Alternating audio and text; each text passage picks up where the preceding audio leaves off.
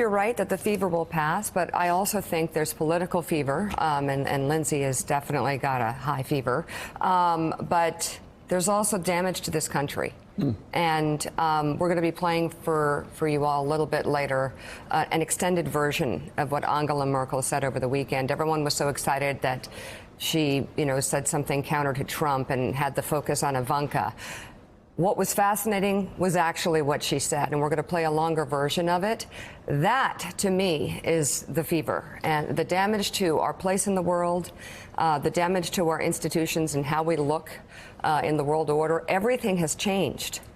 There's been a tectonic shift. Because of Trump, we have gone down, and I think that impacts our national security, among many other things, good things that we are able to do.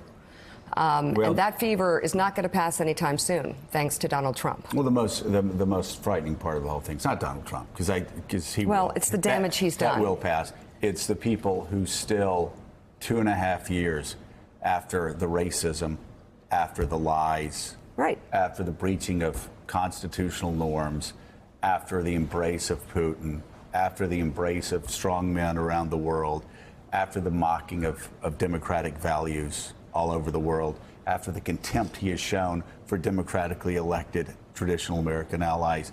The fact that there are so many people that still support him and actually still come up and talk to me and say, how could you not support Donald Trump? Is it just, that's what's concerning. 4 out of 10 Americans are still okay with the lies every day, the racism every day. And by the way, we could say that. I mean, if it would help you all, we could run a list of all the lies. And by the way, not lies like, is that a lie? We're not really sure if that's an opinion. It wouldn't, it wouldn't matter. We could show you a before and after tweet where it shows his own words prove that he's lying. We could show you all the racist comments, right? But you wouldn't care, would you? It's just like Roger Stone. Roger Stone puts a target by a federal judge's face. And you don't care about that. No, you don't care. You just don't care.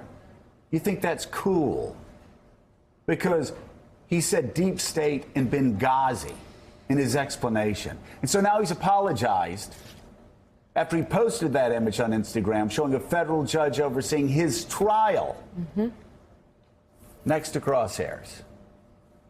And you're cool with that. The image was deleted later after being up for an hour, but of course by then, Roger Stone knows. Everybody saw the photo of Judge Amy Berman Jackson.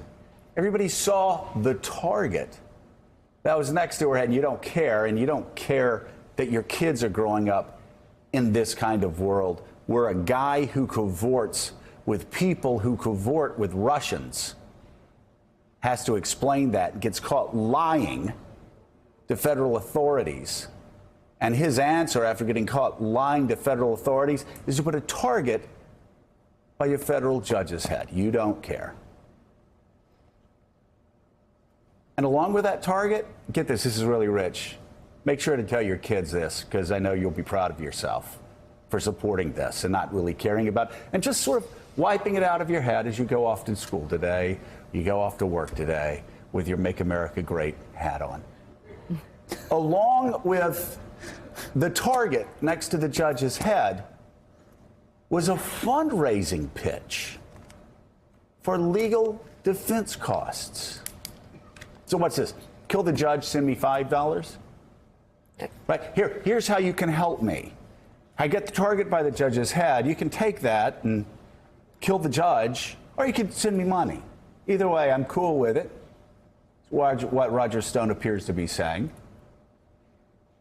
And then he took down the picture. And after he did that, he had a statement, said it had been misinterpreted. Right, sowing doubt. And that it was a random photo, which, by the way, I made this mistake too. When I turned in my high school graduation picture, I mistakenly turned in one where there was a target right by my mullet. You know, there was a target there. You see, this is the thing. And by the way, everybody go, oh, he was just joking. He's just joking about assassinating the federal judge. Just relax. Come on, it's Donald. It's Roger. That's who Roger is. He does this. Well, maybe that's the problem. He does this in a country literally awash in gun violence. There's the real emergency, by the way. Yeah. There are so many mass shootings Just over in the this past few weekend. days. Yeah. And he's a professional. In many something like deaths. that, there are no mistakes. This notion of, well, I didn't really understand it. I mean, this guy spends his life manipulating the media. He doesn't make mistakes like that. You put it Exactly out, what he you was take doing. it back out. The three worst things that have happened because of this fever, the damage that's going to last, is with people like Roger Stone on the loose, Americans have become convinced that governing is not a serious business, that everything's just a joke, everything's a gag, everything's a prank. The other is that people who otherwise know better, that keep walking up to you and saying, how come you're not on our side? How can you not believe this? Are actually saying things they know not to be true. And they're repeating it and internalizing things that are not true by repetition. That's what Madeleine Albright would say is how it starts. Right. I know it sounds hysterical, Well, but that's how it starts. No, it really doesn't. It's the Gene, reality. And Gene, what I just don't understand, and this is my weakness, I don't understand how they could still support a guy. Yeah. And still support, Roger Stone, and still take Roger Stone's side. All the right-wing radio talk show hosts will all be chirping today for Yeah. Roger Stone, and I'll be talking about how, he made a mistake, or, come on, they're taking this all too seriously. But again, this is what they do.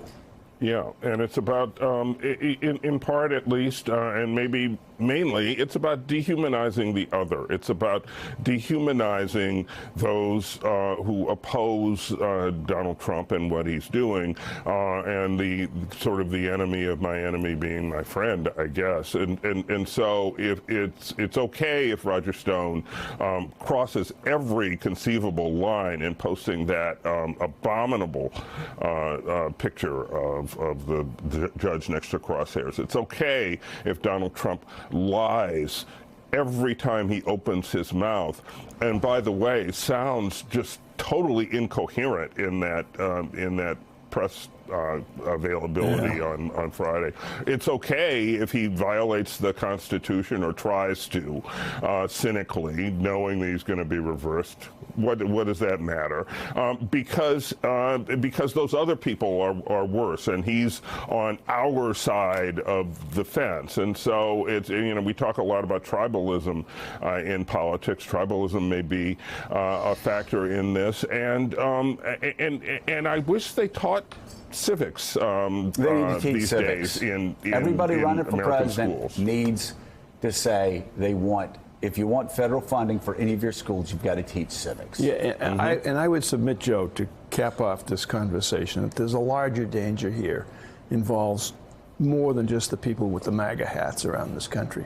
It involves our friends, people we encounter each and every day, who through the constant behavior of this president, he has normalized lying, he has normalized disruption and chaos. Yep. And now the country is so exhausted, many of them shrug their shoulders. By the way, and say, it does That- get normalized. that Mick and I have frightens talked me. about this before. Not to go into Bill Clinton So and Monica frightened about Lewinsky, that. but I can tell you, as the father of two sons who were in middle school during that time, Shaped a generation. That shaped a generation. It As normalized this behavior. one. We had 3 or 4, as that was going on, we had 3 or 4 emergency school meetings at the school they went to because concerns of behavior that had shifted radically over 2 years. What the President of the United States does shapes behavior. Yeah. And values. And values. Still ahead on Morning Joe, Russia's election hacking is only one facet in its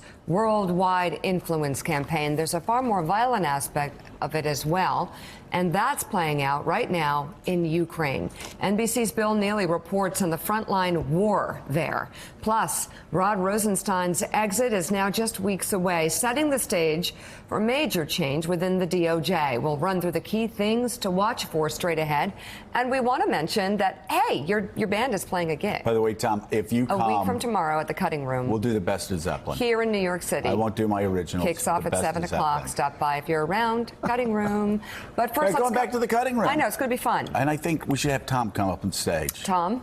Sing a whole lot of love. Oh, God. Oh, yeah. You bring the lyrics, I'll give it a shot. Okay. Please All do right, Stairway to we'll do Heaven. it. All right, Bud. Thanks for checking out MSNBC on YouTube, and make sure you subscribe to stay up to date on the day's biggest stories. And you can click on any of the videos around us to watch more from Morning Joe and MSNBC. Thanks so much for watching.